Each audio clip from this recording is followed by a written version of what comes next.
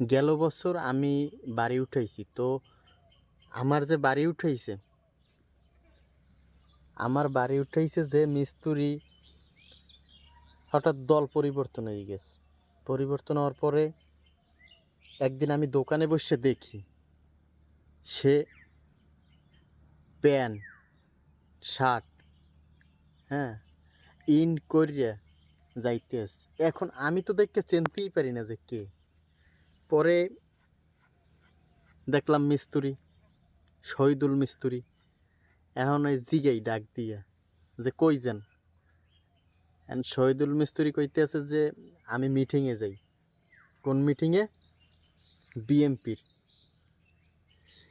এখন সে কি আর মিস্ত্রি কাজ করবে? আমার তো মনে হয় না। তো করে অল্প অল্প, কিন্তু সে একটা পথ পজিশনে আছে, এইটাই।